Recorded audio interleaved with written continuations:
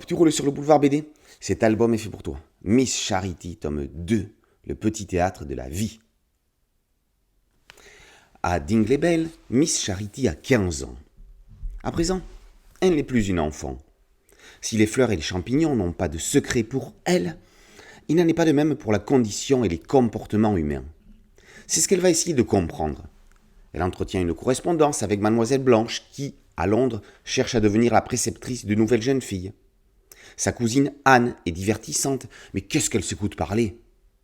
Il y a également, à Bertram Manor, le cousin Philippe, à la peau collée aux pommettes et aux cernes bistres sous les yeux, pour qui Ben Jonson est un bien meilleur dramaturge que William Shakespeare. Avis qu'elle ne partage pas. Toujours est-il qu'ils vont entretenir une certaine complicité. Au milieu de tout ça, Charity a ses animaux. Cook, le canard bavard, Peter le lapin et sa famille Millie, Ernest et Pancras, des bestioles qui vont lui être très inspirantes.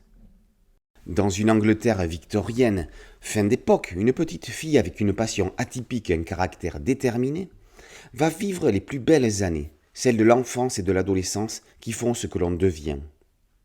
Après avoir suivi ses premières années, c'est une adolescente qui entre dans la vie que nous accompagnons dans ce deuxième épisode.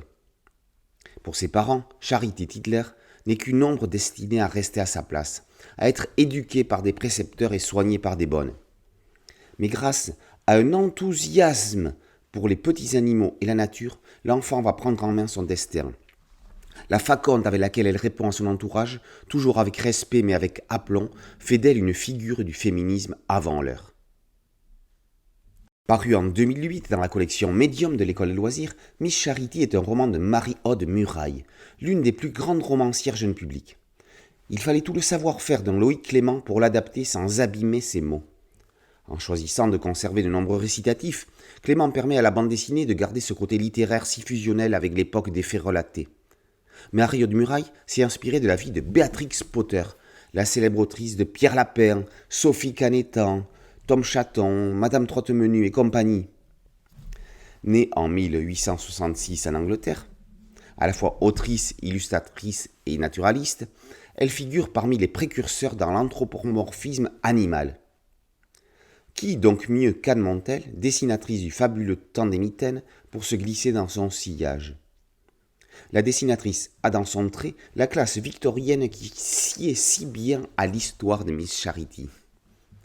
Une planche transforme un jeu de vérité en plateau de jeu de loi semblant tout droit sorti d'une boîte vintage. Les couleurs aquarelles rythment les séquences joyeuses ou tristes. Miss Charity nous invite dans le petit théâtre de sa vie, avec son lot de rires et de pleurs, son aspect comédie et son côté tragédie. La vie, quoi.